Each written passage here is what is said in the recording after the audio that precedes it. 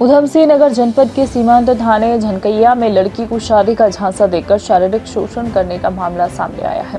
Police ने आरोपी युवक के खिलाफ रेप सहित अन्य आपराधिक धाराओं में मुकदमा दर्ज कर लिया है। पुलिस ने रेप के आरोपी युवक को गिरफ्तार कर जेल भी भेज दिया है। देखिए टोनी वर्मा के साथ राजेश कुमार की रिपोर्ट, खटीमा उत्तराखंड के नाम से थाने में एप्लीकेशन डाली हूँ। उसने मुझसे शादी की झांसा दे करके अब शादी करने से मना कर रहा है। उसने मेरे शारीरिक शोषण भी किया है और रिपोर्ट करने पे उसके पापा मुझे धमकी दे रहे हैं। कह रहे हैं अगर तू अपना रिपोर्ट वापस नहीं लेगी तो तुझे तो जो करेंगे तेरे जीजा को भी किसी केस में फंसा देंगे। मालिका है बकुलिया की रहने वाली।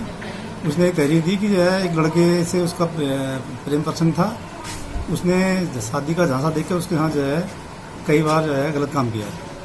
उसकी तहरीर के आधार पर अभियोग पंजीकृत करके आज अभियुक्त का नाम धर्मवीर है, उसको गिरफ्तार करके जेल भेजा जा रहा है। वही बात करेंगे पीलीभीत की, जहां गांव बजरिया में युवक गविंदर भारती और उसके पुत्र सुरजीत ने मामूली विवाद में राजू तिवारी की पीट कर हत्या करने की कोशिश की।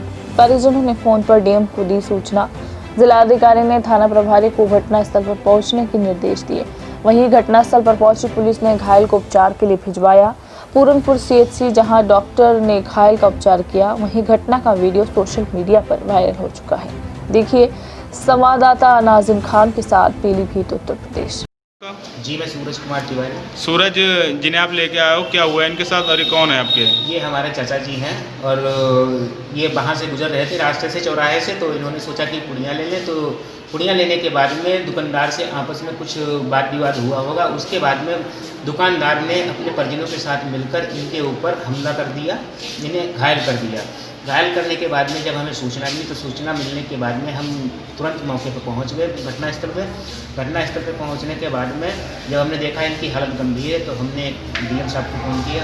फ़ोन करने के बाद में फिर हमने 112 पे फ़ोन किया। 112 पे फ़ोन करने के बाद फिर हमने 108 पे फ़ोन किया।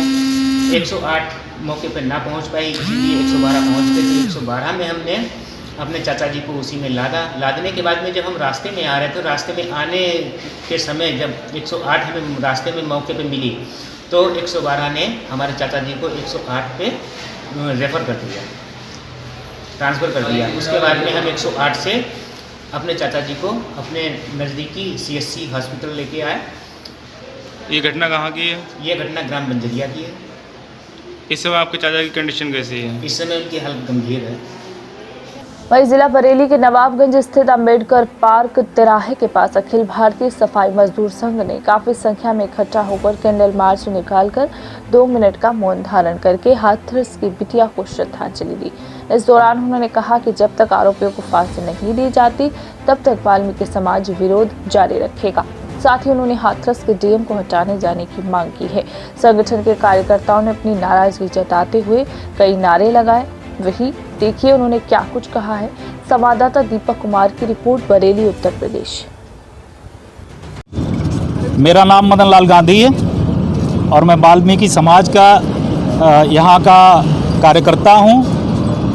वाल्मीकि जयंती का पूर्व अध्यक्ष हूँ। कैंडल मार्च आप निकाल रहे हैं, क्या मामला है, किस मामले की? देखिए पूरा देश जानता है हाथरस में वाल्मीकि समाज की बेटी की जो निर्मम हत्या हुई है और प्रशासन ने जिस तरह से वाल्मीकि समाज का वहाँ पर दमन किया है उसके विरोध में, और जो वो कातिल हैं, दरिंदे हैं, बेटी की आबरू को लूटने वाले हैं, बेटी की जीभ को काटने वाले हैं, बेटी की गर्दन की हड्डियों को तोड़ने वाले हैं, उन दरिंदों को सारे सबूत होने के बावजूद, मीडिया के बार बार कहने के बावजूद वहाँ के डीएम को अभी तक नहीं हटाया गया।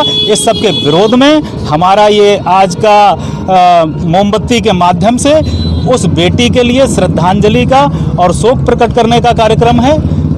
ये आज का कार्यक्रम जिस तरह से वहाँ पे कोई कार्यक्रम की आपकी प्लानिंग है? जी आगे भी हमारा ये विरोध तब तक जारी रहेगा जब तक हमारी बेटी के कातिलों को फांसी के तख्ते पर लटका नहीं दिया जाता, तब तक वाल्मीकि समाज चैन से नहीं बैठेगा। इस तरह की और गतिविधियां अपनाई जा रही हैं जो प्रशासन हत्यारोपियों के साथ एक इस तरह का व्यवहार कर रहा है कि उन्हें सपोर्ट होता हुआ दिखाई दे रहा है। बताइए, एक पिता की बेटी की जान चली जाती है और उसके अंतिम संस्कार का हक भी उससे छीन लिया जाता है। इससे बड़ा घोर कलयुग, इससे बड़ा घोर अपराध, इससे बड़ी घोर गुलामी, इससे बड़ी परतंत्रता और क्या हो सकती है। क्या लगता है बेटी को न्याय मिलेगा? मुझे लगता है अगर मीडिया के मित्रों ने साथ बनाए रखा, देश की माताओं बहनों ने साथ बनाए रखा, उसकी जो लुटी हुई आबरू है उस पर अपना ध्यान केंद्रित करे रखा और माननीय सुप्रीम कोर्ट ने इसमें संज्ञान लिया तो निश्चित रूप से मुझे लगता है कि इंसाफ मिलेगा। उत्तर प्रदेश के संभल से इस वक्त की बड़ी खबर आपको बता दें कि हाथरस में सपा और आरएलडी कार्यकर्ताओं पर लाठीचार्ज के विरोध में सपा और आरएलडी के संयुक्त विरोध प्रदर्शन के दौरान पूर्व जिला अध्यक्ष फिरोज खां का विवादित बयान है।